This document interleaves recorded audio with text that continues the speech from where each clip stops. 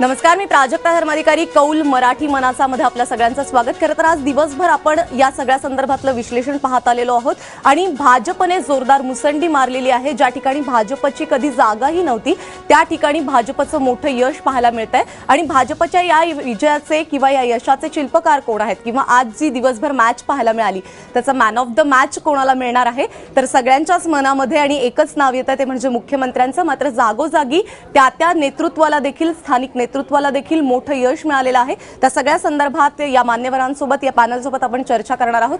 मात्र सुरुवातीला ठाण्यामधून आपल्यासोबत आहेत एकनाथ शिंदे, शिवसेनेचे मंत्री एकनाथ शिंदे आपल्याबरोबर आहेत. शिंदे साहेब, स्वागत आहे आपलं. खरं तर आज दिवसभर चर्चा होतीये, आता आकडे देखील समोर आलेले आहेत, भाजपच्या यशाची चर्चा होतीये. मात्र तुम्ही एकमेव सत्ता मिळवलेली आहे 10 महानगरपालिकांपैकी ठाण्यामध्ये. तुम्ही ठाण्यामध्ये मॅन ऑफ द मॅच ठरत आहात. असं काय केलं तुम्ही ठाण्यामध्ये जे मुंबईमध्ये शिवसेनेला जमलं नाही?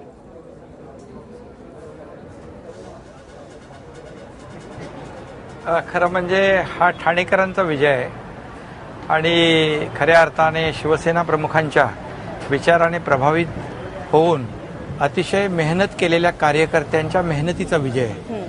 गेले अनेक वर्ष शिवसेना ठाण्यामध्ये काम करते आहे, विकासाचं काम करते आहे, ठाणं बदलतंय.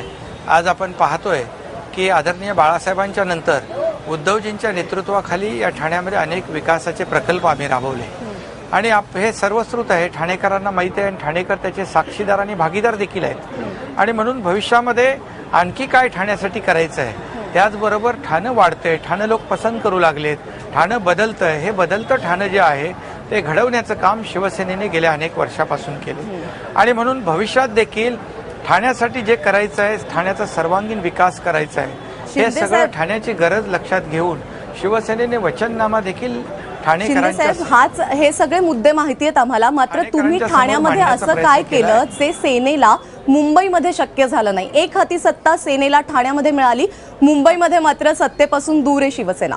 नाही,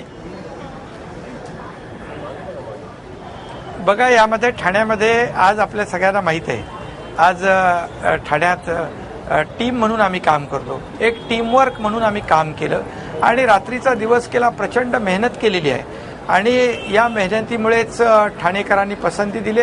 कारण ठाणेकर जनता शिवसेनेला ओळखते. शिवसेना पण मग मुंबईतली जनता ओळखत नाही शिवसेनेला किंवा मुंबईमध्ये मेहनत कमी पडली असं म्हणायला हवंय का आता? नाही, मुंबईमध्ये पण शिवसेना नंबर 1 वर आहे, नंबर 1 वर आहे आणि उद्धवजींच्या नेतृत्वाखाली तिकडे शिवसेना पुढे जाते. पण मग टीम वर्क कमी पडलं मुंबईमध्ये? मुंबईत देखील महापौर शिवसेनेचा होणार आहे, त्यामुळे निश्चितपणे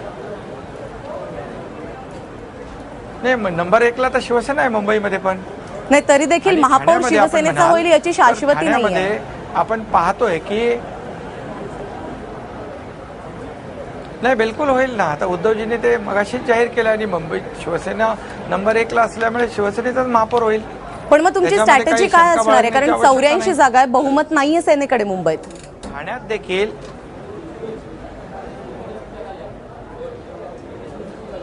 नाही, बघा, आता महापौर पदाच्या निवडणुकीला आणखी वेळ आहे आणि निश्चितपणे शिवसेना नंबर 1 असल्यामुळे सिंगल लार्जेस्ट पार्टी आणि नंबर 1चा पक्ष मुंबईमध्ये देखील शिवसेना आहे आणि म्हणून लोकांनी शिवसेनेला पसंती दिली आहे मुंबईत देखील.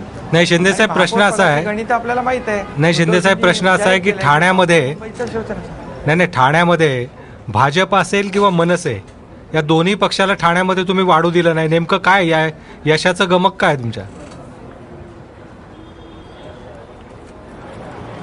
नाही, गमक म्हणजे काय, केले काम साहेब, मेहनत आम्ही करतो इकडे ठाण्यामध्ये, प्रचंड मेहनत. लोक निवडणुका असू द्या नसू द्या, आमचा कार्यकर्ता सर्वसामान्य लोकांच्या सुखदुःखामध्ये धावून जात असतो, अडचणीच्या काळात धावून जात असतो. लोकांना हे माहीत आहे आणि त्याचबरोबर बदललेलं ठाणं जे आहे, विकसित झालेलं ठाणं आहे, हे त्यालाच पसंती दिली आहे ठाणेकरांनी आणि म्हणूनच या ठिकाणी सर्व पक्षांना मतदारांनीच रोखलेलं आहे.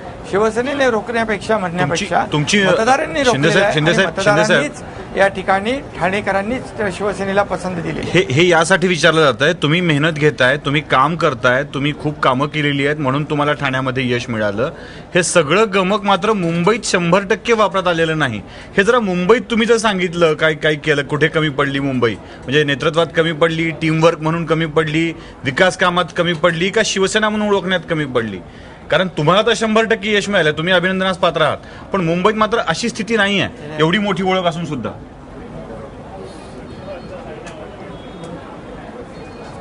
नाही, पण मुंबईमध्ये पण शिवसेना नंबर 1ला आहे. नंबर 1चा पक्ष शिवसेना आहे. त्यामुळे निश्चितपणे शिवसेनेलाच मुंबईकरांनी पसंती दिलेली आहे, पहिली पसंती. हे नाकारता येणार नाही.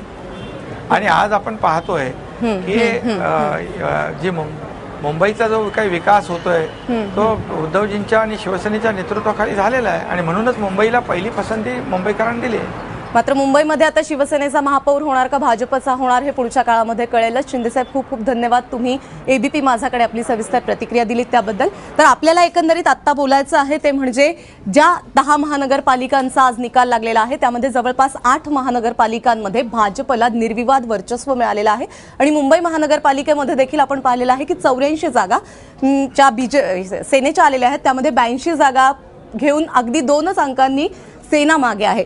सगळ्यात आधी राम कदम यांच्याकडे जाते. खरं तर तुमचं खूप खूप अभिनंदन आणि तुमच्या विजयाचे शिल्पकार किंवा मॅन ऑफ द मॅच मुख्यमंत्री म्हणावेत का? निश्चितपणे हे पूर्णपणे मागच्या 2.5 वर्षाच्या कालखंडामध्ये माननीय मुख्यमंत्री देवेंद्र फडणवीस साहेब यांनी ज्या पद्धतीनं काम केलं आहे, पूर्ण महाराष्ट्र खऱ्या अर्थानं उभं करण्याचा जो प्रयत्न केला आहे, मला असं वाटतं सगळ्याच लोकांनी ही जी मतदान केलं आहे, अजूनही कार्ड आहेत, केंद्र सरकारमध्ये मोदी सरकारचं जे काम आहे तेही काम आहे, नोटाबंदीचा इफेक्ट आहे, जलशिवाराची कामं आहेत, बऱ्याच गोष्टी आहेत. पण या सगळ्यांचा शिल्पकार, यशाचा शिल्पकार महाराष्ट्रातला तर माननीय देवेंद्र फडणवीसजी हे निर्विवादपणे मान्य करावंच लागेल. आणि आपण जे 84-82 करता आहात, मी निश्चितपणे या ठिकाणी सांगतो की अनेक अपक्ष देखील आमच्या संपर्कात आहेत. तर त्याच्यामुळे तसा काही आकडा आम्ही पुढे निघून गेलो तर तुम्हाला आश्चर्य वाटण्याचं कारण नाही. म्हणजे चालू आहे तशी तयारी? नाही, स्वतःहून संपर्कात आहेत, त्याच्यामुळे तसं काही असं म्हणणं योग्य ठरणार नाही. पण आपण यशाचं मोजमाप आपण कशाशी करतोय ही गोष्ट महत्त्वाची आहे. आम्ही 31 वरून 82 वर गेलो आहोत. तर त्याच्यामुळे तुम्ही जर यश पाहिलं तर जवळपास आमचा पक्ष हा 3 पट वाढला आहे. आणि त्याच ठिकाणी शिवसेना जी आहे 75 वरून 84 वर गेले. तर त्याच्यामुळे टक्केवारी जर आपण जर पाहिली तर ती टक्केवारी हार्डली 15-16% त्यांची वाढ आहे. पण त्याच ठिकाणी आमची जर वाढ पाहतात आपण ही 3 पट मोठा पक्ष झाला आहे मुंबईमध्ये. आणि महाराष्ट्रातही सर्वत्र तशीच परिस्थिती आहे. ठाण्याचं जर पाहिलं तर ठाण्यात सुद्धा आमच्या जागा एकेका याच्यावर येणार आहोत, एकेका महानगरपालिकेकडे येणार आहोत. राजीव सरांकडे जाते. राजीव सर, कट्ट्यावर जेव्हा मुख्यमंत्री आले होते तेव्हा देखील आपण पाहिलं होतं, आपण त्यांना प्रश्न विचारले की तुम्ही इतकी प्रतिष्ठेची का केली आहे निवडणूक आणि त्यानंतर हे एवढं मोठं यश? नाही, त्यावेळेला ते असं म्हणाले होते आणि त्यांना हा विश्वास होता की या म्हणजे या इलेक्शन नंतर त्यांना असं विचारलं की याच्यामध्ये जर तुम्ही हारलात तर तुम्हाला एकूण तुमच्या पदाला धक्का लागेल किंवा पक्षांतर्गत जे तुमच्या विरोधातला वातावरण किंवा जे नेते असतील ते जोर धरतील. तर त्यांनी सांगितलं होतं की माझं स्थान आणखीन भक्कम होईल आणि ते त्यांनी खरं करून दाखवलं. ज्या प्रकारचं यश म्हणजे एक प्रकारची लाटच महाराष्ट्रामध्ये आणण्यामध्ये त्यांना यश मिळालं. फक्त महापालिकांपुरतं नाही तर जिल्हा परिषदांमध्ये सुद्धा जर आपण आकडे बघितले तर भाजपला आणि देवेंद्र फडणवीसांनी ज्या पद्धतीनं प्रचार केला महाराष्ट्रभर त्याच्यामध्ये त्यांना यश मिळालं. त्यामुळं अर्थातच ते या सगळ्या निवडणुकीचे मॅन ऑफ द मॅच असतील. पण राम कदम, आत्ता तुम्ही बोलताना महापौर पदा आणि याच्याबद्दल बोलताना जर समजा शिवसेनेच्या जागा आत्ता आपण बघतोय तुमच्यापेक्षा 2 जागा जास्त आहेत, भाजप आणि शिवसेनेला एकत्र येण्यावाचून गत्यंतर नाही आहे, तर मोठ्या मनानं ज्याच्या जागा जास्त आल्या आहेत त्याचा महापौर होऊ देण्यामध्ये भाजपला अडचण का वाटते? म्हणजे हा जो कद्रूपणा आहे तो भाजप का करते? नाही, आता काय नुकताच निकाल आला आहे. आता निकालाच्या नंतर पक्षातले सर्व ज्येष्ठ नेते बसतील आणि याबाबतीत योग्य तो निर्णय घेतील. पण हे सगळं करत असताना जो पारदर्शितेचा मुद्दा आहे तो मात्र मुद्दा अजूनही आम्ही सक्षमपणे पुढे आम्ही करतो आहोत. आणि हे जे मतदान झालं आहे हे पारदर्शी कारभाराला पाहूनच मतदान झालेलं आहे. नाही रामकदम साहेब नाही तुम्हाला हे नाही एक मिनिट एक लक्षात घ्या, म्हणजे मगाशी तो चर्चेत आला असेल अनुषंगानं की गेली 25 वर्ष जवळपास आम्ही मुंबईतल्या आपण असं धरून चाला की 75% भागामध्ये लढलोच नाही. ज्या भागामध्ये आमचा कधी भाजपचा उमेदवारच उभा राहिला नाही अशा ठिकाणी पहिल्यांदा उभा राहिलाय, आणि पहिल्यांदा उभा राहिल्याच्या नंतर एवढं यश हे मान्य करावं लागेल तुम्हाला. एका प्रश्नाचं उत्तर नाही एका प्रश्नाचं उत्तर द्या. पारदर्शीसाठीच तुम्हाला म्हणालो मी. पारदर्शकतेचाच प्रश्न विचारतोय की आता आम्हाला सगळ्यांना सांगा पारदर्शकपणे काय चर्चा सुरू आहे, कोणत्या अपक्ष आमदारांसोबत सुरू आहे, ते पण जरा पारदर्शकपणे होऊन जाऊ द्या. नाही मी पक्ष म्हणून नाही, एक व्यक्तिगत पक्षाचा कार्यकर्ता म्हणून या ठिकाणी म्हणतो. काही अपक्ष आमदारांनी स्वतःहून सांगितलं की आम्हाला देवेंद्र फडणवीस आवडतात, आम्हाला भाजपमध्ये यायचंय. अपक्ष नगर पारदर्शकतेच्या मुद्द्यावर आम्ही ठाम राहणार असं तुम्ही सांगितलं आता. असा काय मुद्दा आहे जो ज्याच्यावर तुम्ही ठाम राहून चर्चा करणार आहात? म्हणजे मागचं पारदर्शकता संपली, आता आपण पुन्हा तुझ्या गळा, माझ्या गळा लक्षात जाणार घ्या की नाही असं नाही म्हणता येणार. सुरुवातीपासून भारतीय जनता पार्टीचा जो अजेंडा आहे आमचा, निवडणुकामध्ये कोणाला किती जागा मिळतील हा विषयच नव्हता. तो जागांचा विषय नंतर आहे. पण जे काही ज्या पद्धतीचे भ्रष्टाचाराच्या काही गोष्टी समोर आल्या, तर आचार आणि विचार आमचा सारखा आहे. आम्हाला काय आवडत नव्हतं आमच्या मित्रपक्षाचं, त्यांचं आचरण आम्हाला आवडत नव्हतं, आणि आचरणामध्ये त्यांच्या बदल व्हावा हीच आमची अपेक्षा होती. आणि त्या दृष्टिकोनातून जे काही भ्रष्टाचाराचे मुद्दे समोर आलेले आहेत. तुमची कोअर कमिटी निर्णय घेणार आहे. कोअर कमिटी आणखी शिवसेनेची जी काही चर्चा होईल ती पण पारदर्शक असेल. पारदर्शक कारभाराची चर्चा असेल. बरं रामकदम, या सगळ्या निवडणुकीच्या काही काळ आधीपासून भाजपचे आणि सेनेचे अनेक नेते हे अनेक लोकांना आपल्या मतदारसंघातल्या वेगवेगळ्या तीर्थाटनाला घेऊन गेले.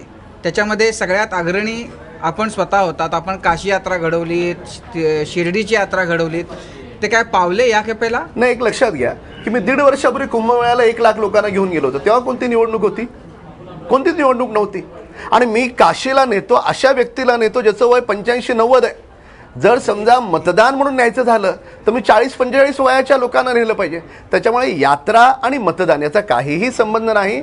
यात्रा केवळ पुण्याच्या कामासाठी ते काम करतो, त्याचा मतदानाशी जोडण्याचा संबंध नाही. पण यामध्येच आणि जर मतदानाशी जोडायचं असेल तर मला आपण उत्तर द्यावं लागेल की 1.5 वर्षापूर्वी ज्यावेळेस नाशिकला कुंभमेळा होता तर त्यावेळेस तर काही नेण्याचं प्रयोजनच नव्हतं. मी नेलं ना. कुंभमेळ्याच्या कामावरच आम्हाला एवढ्या जागा मिळाल्या असं भाजपचेच लोक सांगतात. मी कुंभमेळ्याला यात्रेला 1 लाख लोक नेले, तो विषय म्हणतो. आपण पुढच्या चर्चेकडे वळूयात. यामध्ये जसं की आता आपण man of the Kumbh Mela match यशस्वी झाला हे मान्य करावं लागेल. माननीय मंत्री महोदय गिरीश महाजन त्या ठिकाणी बसून होते.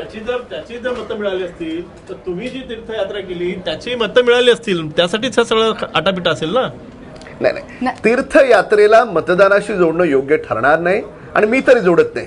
पण आपण आता पुढच्या मुद्द्यांकडे वळूयात. तर यामध्ये जसं मॅन ऑफ द मॅच म्हणून आपण मुख्यमंत्र्यांना निवडलं, तशीच ती मुख्यमंत्र्यांची जी टीम होती, जागोजागी आपल्याला मुंबईमध्ये काही चेहरे पाहायला मिळाले, सोलापूरमध्ये काही पाहायला मिळाले, पुण्यामध्ये काही पाहायला मिळाले, त्यांच्याबद्दल बोलूयात. सुरुवातीला मुंबईबद्दल बोलूयात. आशिष शेलार आणि किरीट सोमय्या या दोघांनी जी स्ट्रॅटेजी करून सेनेवरती अगदी वेळोवेळी त्यांनी घोटाळे काढणं असू दे, टीका करणं असू देत, थेट मातोश्रीपर्यंत टीका केली, याचाच फायदा झाला भाजपला? मला वाटतं निश्चितपणे फायदा झालाय. मग महापालिका स्वबळावर लढवण्याचा निर्णय 1 वर्षापूर्वी भाजपने घेतलेला आहे.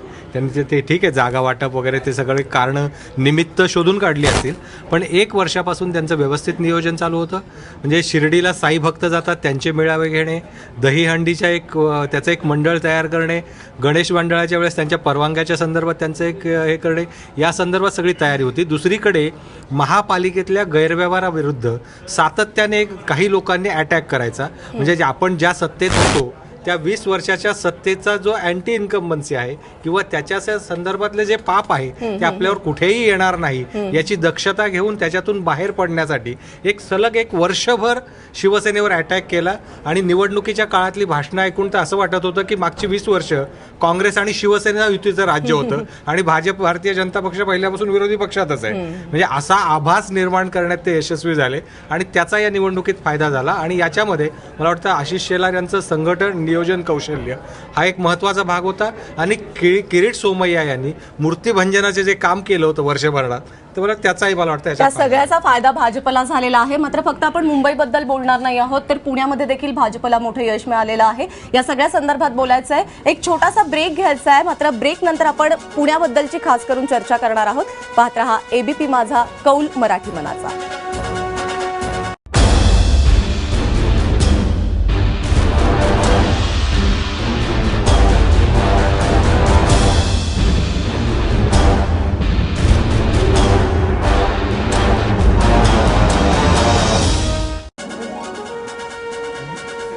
ब्रेक नंतर कौल मराठी मनाचामध्ये आपल्या सगळ्यांचं स्वागत. आपण खरं तर मॅन ऑफ द मॅच आजच्या या विजयाचे कोण कोण ठरलेले आहेत या संदर्भात बोलतोय, मुख्यमंत्र्यांसंदर्भात बोललेलो आहोत. मात्र इतरही त्यांच्या शिलेदारांबद्दल बोलायचं आहे. मात्र आत्ता आपल्याबरोबर या चर्चेमध्ये सहभागी होत आहेत, ज्यांच्याशी आपल्याला बोलायचं आहे ते काँग्रेसचे प्रदेशाध्यक्ष अशोक चव्हाण.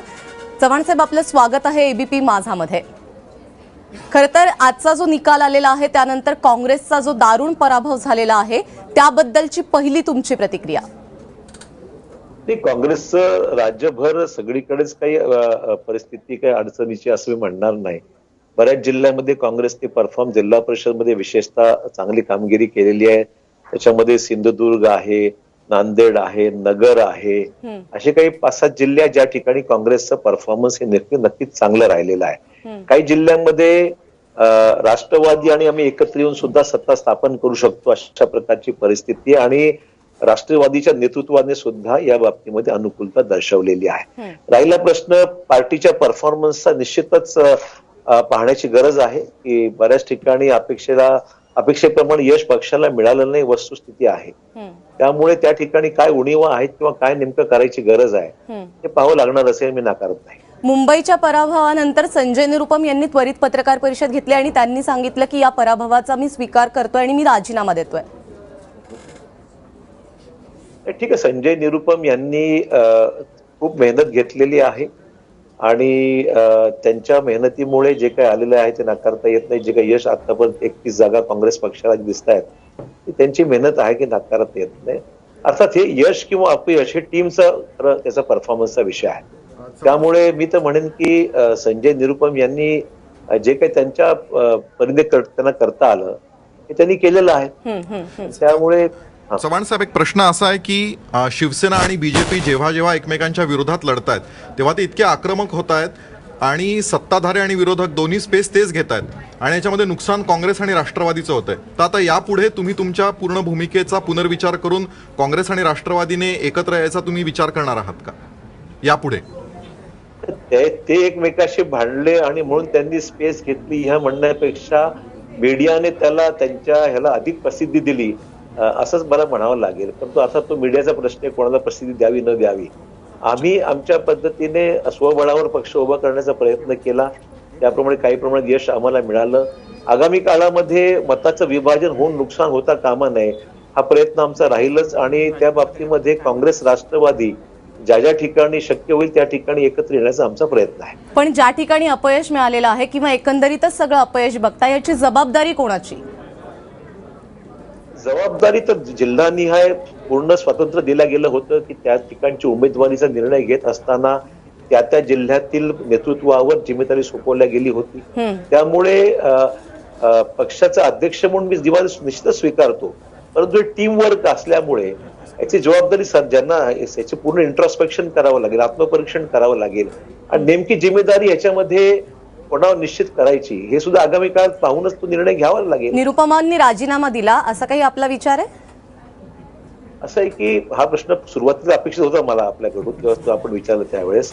मुद्दा एवढाच मर्यादित आहे की या सर्व जे काही राज्यामध्ये काँग्रेसला यश अपयश जिकडे जिकडे मिळालेलं आहे त्याची पूर्णपणे माहिती घेऊन पक्षाने मला सांगितलं तर नक्की मी माझा राजीनामा चव्हाण साहेब, एक शेवटचा प्रश्न.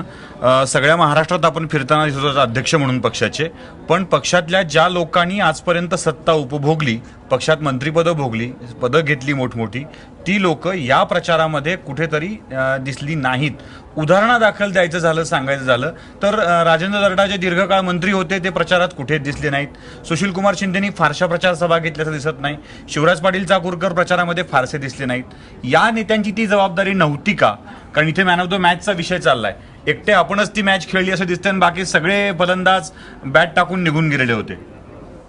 असं आहे की इथे माझे सर्व राजेंद्र दर्डांचा विषय वेगळा आहे, कारण ते निवडणुकीचा पराभव झाल्यानंतर ते राजकारणापासून अलिप्तच आहे सध्या तरी. त्याच्यामुळे त्यांना मी काही दोष देणार नाही, कारण ते त्यांच्या निवडणुकीनंतर कुठे बाहेर पडलेच नाहीत आणि कदाचित ते राजकारणामध्ये आहेत की नाही हाच प्रश्न माझ्यासमोर आहे. त्यांना विचारावं की भविष्यात त्यांची इच्छा आहे की नाही. प्रश्न राहिला इतर आमचे सहकारी नेते आहेत, प्रत्येकाने आपापल्या पद्धतीने प्रचार केला आहे. अर्थात प्रत्येकाच्या इनिंग्स या मर्यादित होत्या. कोणी 10 सभा घेतल्या, कोणी 5 घेतल्या, कोणी 40 घेतल्या, कोणी 70 घेतल्या. त्यामुळे आपापल्या परीने सर्वच नेत्यांनी आपापल्या भागामध्ये किंवा महाराष्ट्रभर बरेच नेते असं म्हणता येणार नाही, सगळेच फिरले होते. माझ्याबरोबर सुशीलकुमार शिंदे अनेक ठिकाणी होते, शिवराज पाटील काही ठिकाणी होते आणि राणेजी बऱ्याच ठिकाणी फिरले, पृथ्वीराज चव्हाण, बऱ्याच लोकांनी सगळ्यांची माहिती माझ्याकडे आहे. त्यामुळे कोणी फिरलं नाही किंवा गेलं नाही प्रचार, पण कमी जास्त प्रमाणामध्ये सर्वांनी आपापल्या परीने जिम्मेदारी घेतलेली आहे. चव्हाण साहेब, खूप खूप धन्यवाद. तुम्ही एबीपी माझाकडे आपली सविस्तर प्रतिक्रिया दिलीत त्याबद्दल. तर अशोक चव्हाण आपल्याबरोबर होते आणि त्यांनी सांगितलेलं आहे की ज्याची कोणाची जबाबदारी असेल थेट त्यांनी स्वतः जबाबदारी घेऊन राजीनामा देणार असं म्हटलेलं नाहीये, मात्र या सगळ्या संदर्भातलं पक्ष विश्लेषण करेल, आत्मचिंतन करेल असं ते म्हणतात. सगळ्या महाराष्ट्राला खरं तर आज दिवसभर उत्सुकता लागलेली आहे की या पेटीमध्ये नेमके काय आकडे दडलेले आहेत. या पेटीतले दडलेले आकडे एका छोट्याशा ब्रेक नंतर आपण बघणार आहोत. कुठेही जाऊ नका, पाहत रहा एबीपी माझावर कौल मराठी मनाचा.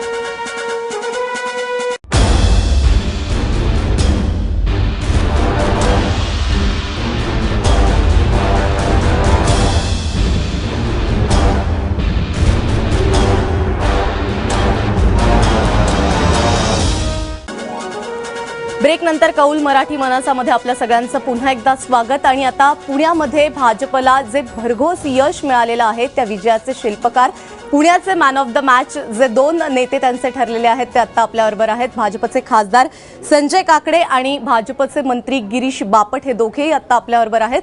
खरं तर तुमच्या दोघांचंही या चर्चेमध्ये खूप खूप स्वागत आणि सुरुवातीला तुमच्या दोघांचंही अभिनंदन. जवळपास 100च्या जवळ भाजप पोहोचलेला आहे पुण्यामध्ये.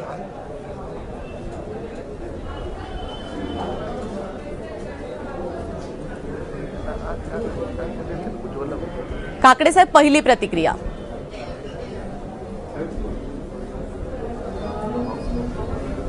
100 पोचले हे आमची अपेक्षा 92ची होती, पण माननीय पंतप्रधान नरेंद्र मोदी व माननीय मुख्यमंत्री देवेंद्र फडणवीस यांचा इतका करिश्मा झाला की ते आमच्या 92च्या अपेक्षेपेक्षा पुढे 100वर गेलो आम्ही. या दोघांचा करिश्मा, यांच्या दोघांच्या कामाची पद्धती आणि या दोघांच्या देशा किंवा राज्याच्या प्रमाण जे काही त्यांनी कामं केली त्या 2.5 वर्षात, त्या 2.5 वर्षाचं फळ संपूर्ण महाराष्ट्राने पाहिलं आणि पुण्याने भरपूर कौल दिलाय चांगल्या प्रकारचं. काकडेजी आणि बापटजी, तुम्ही आता जे एकत्र दोघंजण दिसताय ते जर इलेक्शन भर दिसला असता तर तो 125 पर्यंत आकडा गेला असता असं वाटत नाही तुम्हाला? बापटजी, मागच्या निवडणूक कॅम्पेनमध्ये मीच बोलतोय. सर्वप्रथम मी एबीपी माझाला धन्यवाद देतो, पुणेकरांचे आभार मानतो. आणि असे अनेक प्रकार झाले त्याच्यामध्ये, हे सगळे काय त्याला सांगू मला माहित नाही, पण मी सगळ्यांना बरोबर घेऊन मी संजय काकडेंनी अनेक सभा घेतल्या, बैठका घेतल्या, अनिल शेवडे घेतल्या. त्यामुळे हा एक प्रचाराचाच भाग आहे असं मला वाटतं. भारतीय जनता पार्टी दोघांना एकत्र बसवल्याबद्दल एबीपी नाही, एकत्र आम्ही पहिल्यापासूनच आहोत. आता जनतेला धन्यवाद देण्याकरता तुम्ही आम्हाला उपलब्धी दिली म्हणून तुम्हाला धन्यवाद देतो. पुणे शहरामध्ये गेल्या 15-20 वर्षात जे प्रश्न प्रलंबित होते ते पुणेकरांच्या दैनंदिन जीवनापासून ते विकासाच्या कामापर्यंत होते. नरेंद्रजी मोदी पंतप्रधान यांच्या नेतृत्वाखाली देशभर जी विकासाची घोडदौड चालली आहे आणि महाराष्ट्रामध्ये माननीय मुख्यमंत्री देवेंद्रजी फडणवीस यांनी जो विकासाचा कार्यक्रमाची अंमलबजावणी केली आहे, संघटनेमध्ये रावसाहेब दानवे यांचं नेतृत्व आहे. पुणे शहरामध्ये मी, माझे सहकारी मंत्री दिलीप कांबळे, 2 खासदार संजय नाना, शिरोळेजी, 8 आमदार, सर्व नगरसेवक आमचं टीमवर्क इतकं चांगलं होतं की ज्याची प्रचिती आपल्याला आली आणि सामान्य पुणेकरांना आता हा विश्वास वाटू लागला की आपले प्रश्न सोडवायचे असतील तर आपण भारतीय जनता पार्टीच्या मागे उभे राहू. आणि म्हणून आज मी पुणेकर जनतेला मनापासून धन्यवाद देतो, कार्यकर्त्यांना सलाम करतो आणि त्यांच्यामुळे आज त्यांच्या आशीर्वादामुळे महाराष्ट्रामध्ये आणि पुण्यामध्ये आम्ही सत्तेत आलो. निश्चित पुढच्या काळामध्ये विकासाचा हा रथ पुढे नेण्याकरता आम्ही नक्कीच नियोजनबद्ध कार्यक्रम करू. बापटसाहेब, तुम्ही प्रचारामध्ये कारभारी बदला असं आवाहन केलं, पुणेकरांनी ते ऐकलं, कारभारी बदलला. आता तुमच्यामधला दोघांमधला नेमका कारभारी कोण असणार आहे पुण्याचा? पुणेकर हा पुण्याचा कारभारी आहे. मी एवढंच म्हणलं होतं की बारामतीचा कारभारी पुण्यात चालणार नाही. आता महापौर आमचे निवडून येतील. पक्ष संघटनेप्रमाणे सामूहिक जबाबदारी आमची असते. माननीय मुख्यमंत्री सांगतील त्याप्रमाणे भविष्य काळामध्ये कामाचं नियोजन करून विकासाचा गाडा हा अधिक गतीनं आम्ही पुढे नेऊ. बापटसाहेब, तुम्ही सुरुवातीला म्हणाला होतात की मी गुंडांना पक्षामध्ये येऊ देणार नाही, आणि त्यानंतर तो विषय बराच गाजला. त्याची सुरुवात पुण्यापासून झाली होती. अनेक गुन्हेगारी पार्श्वभूमीच्या लोकांना भाजपने पक्षात घेतलं, त्यांना तिकीटं दिली, त्यातले काही जण निवडूनही आले. आणि एवढ्या गुंडांना सोबत घेऊनही भाजपला लोकांनी मतं दिली आहेत. तर तुम्हाला आता असं वाटतं का की त्या गुंडांची गुन्हेगारी आता धुतली गेली आहे त्यांना मतं मिळाल्यामुळे, किंवा एकूणच भाजपला मतं मिळाल्यामुळे? मी आपल्याला एक नम्रपणे सांगतो की काँग्रेसचा, राष्ट्रवादीचा हा प्रचाराचा भाग होता. आता काहींवर राजकीय गुन्हे आहेत, त्यांनाही आपण गुन्हेगार ठरवणार का? आणि म्हणून कालपर्यंत जे काँग्रेसमध्ये होते तेव्हा ते गुन्हेगार त्यांना दिसले नाहीत आणि आज ते आमच्याकडे आल्यानंतर मात्र गुन्हेगार ठरले, हे एक आश्चर्य आहे. आणि म्हणून आम्ही आता तुम्हाला मी सांगतो 22 एसटीच्या जागा पुण्यात आहेत, त्यातल्या 15 जागा या भाजपने जिंकल्या. 2 एसटीच्या जागा पुण्यामध्ये, त्या दोन्ही जागा भाजपने जिंकल्या. समाजातल्या विविध काकडेजी, पण आता आमच्याकडे एकूण जी आले. लाट आणि होती पुणे शहराला एक भाजपची, जी नेतृत्व एकूण लाट देण्याकरता होती महाराष्ट्रभर, आता कुठेतरी या गोष्टीचा पश्चाताप होतो का की उगाचच गुन्हेगारी पार्श्वभूमीवाल्यांना घेतलं, नसतं घेतलं तरी आल्याच असत्या सीटा? नाही. आम्ही असं तुम्हाला पश्चाताप आपलं वगैरे नम्र आम्ही विनंती ठरवून- करतोय की आम्ही कुठल्याही गुन्हेगाराला तिकीट दिलेलं नाहीये. मागे 8 दिवसापूर्वी लोकसत्तांनी स्वतः सर्वे करून प्रसिद्धी दिली होती की आमच्याकडे कुठल्याही गुन्हेगारी ज्याच्यावर गुन्हा दाखल आहे असं एकही तिकीट दिलेलं नाही आम्ही. हा नुसता आपला मीडियाचा आणि विरोधकांचा गवगव आहे. जरी कुठलाही गुन्हेगार आम्ही दिला असता तर तो निवडून आला नसता. हे पुणेकर आमचे संपूर्ण पुण्याची जनता, सावध भूमिकेतली जनता आहे. इथं प्रत्येकाला माहिती असतं कोण कुठं आहे, कसं आहे. एकही गुन्हेगार आम्ही रेकॉर्डवरचं दिलेलं नाहीये. तुम्ही लिस्ट बघून घ्या, पोलीस स्टेशनचं रेकॉर्ड मागून घ्या. एकही गुन्हेगारला आम्ही तिकीट दिलेलं नाही. नाही, मला काकडे सर आणि बापट सर दोघांना प्रश्न विचारायचा आहे की तुम्ही प्रचारामध्ये असा एक मुद्दा मांडला होता की राष्ट्रवादी काँग्रेसने पुणे शहराचा विकास रखडवला आणि पुणे शहर मागे ठेवलं. आता तुमच्या दृष्टीने प्राधान्याचे 2-3 विषय कोणते आहेत की जे तुमच्या आपल्या शहराचा विकास करतील?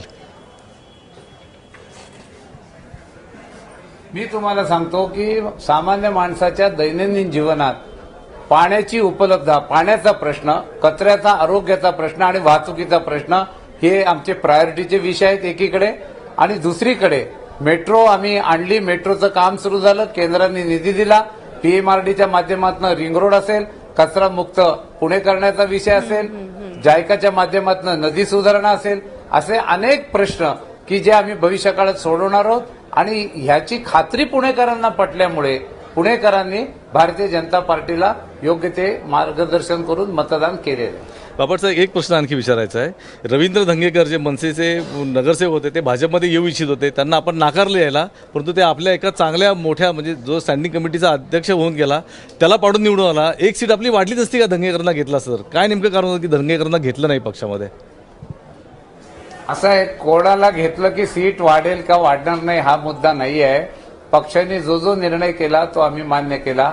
आम्ही सामूहिकपणे पक्षात कोणाला घ्यायचं कोणाला नाही याच्या संदर्भातली चर्चा करत होतो, काकडेजी, तुमचंही आजही हेच करतो मत आहे? आणि एकंदर कार्यक्रमाच्या बाबतीत चर्चा करतो. तेव्हा माझे हे म्हणजे पक्षश्रेष्ठी जे ठरवतात आणि जे आदेश देतात त्याला आम्ही सगळे म्हणून त्या आदेशाला मान्य करतो आणि त्या पद्धतीने आम्ही पुढे जातो. आपल्या दोघांचे खूप खूप धन्यवाद. तुम्ही दोघांनीही वेळ दिला त्याबद्दल. एक शेवटचा प्रश्न घेऊया. नाही, मला काकडे सरांना एक प्रश्न विचारायचा आहे की काकडे सर राज्यसभेचे सदस्य आहेत. आता या एकूण सगळ्या पुण्यातल्या राजकारणामुळे ते राज्याच्या राजकारणामध्ये आता वेगाने भाजपमध्ये येणार का, असा एक प्रश्न आहे. नाही, मी माननीय मुख्यमंत्री साहेब जो निर्णय घेतील किंवा जो जबाबदारी माझ्यावर देतील ती जबाबदारी मी योग्यरीती पार पाडेल. जी जशी महानगरपालिकेत माझ्यावर जबाबदारी दिली होती ती महानगरपालिकेची जबाबदारी मी असेल, बापटसाहेब, आम्ही दोघांनी पूर्णपणे मन लावून लक्ष देऊन कष्ट करून पूर्ण पार पाडली. तशी माननीय मुख्यमंत्री साहेब जी जबाबदारी देतील ती मी पार पाडेल. काकडे साहेब खूप खूप धन्यवाद. त्याचबरोबर बापट साहेब खूप खूप धन्यवाद. तुम्ही एबीपी माझाकडे आपली सविस्तर प्रतिक्रिया दिलीत त्याबद्दल. त्याचबरोबर पुणे महानगरपालिकेची जबाबदारी आता भाजपवर आलेली आहे, त्याबद्दल तुम्हाला पुढच्या सगळ्या कामगिरीसाठी खूप खूप शुभेच्छा. आत्ताच एक बातमी आलेली आहे. उद्धव ठाकरे, शिवसेनेचे पक्षप्रमुख उद्धव ठाकरे हे सिद्धिविनायकाच्या चरणी दाखल झालेले आहेत आणि त्या ठिकाणी गणपती बाप्पाचं दर्शन घेण्यासाठी ते या ठिकाणी पोहोचलेत. मुंबई महानगरपालिकेचा निकाल आज हाती आल्यानंतर सहकुटुंब उद्धव ठाकरे बाप्पांच्या चरणी लीन होतानाची दृश्य देखील एबीपी माझाकडे उपलब्ध झालेली आहेत. आज खरं तर शिवसेनेला पूर्ण बहुमत मिळेल असा विश्वास उद्धव ठाकरेंनी आधी व्यक्त केलेला होता, मात्र 84 जागांवरती शिवसेना थांबलेली आहे. मुंबईमध्ये शिवसेनेचा महापौर होणार की बीजेपीचा महापौर होणार याबद्दलच्या साशंकता कायम असताना उद्धव ठाकरे सहकुटुंब आज सिद्धिविनायकाच्या चरणी लीन होत आहेत. गणपती बाप्पाचं दर्शन घेण्यासाठी ते या ठिकाणी दाखल झालेले आहेत.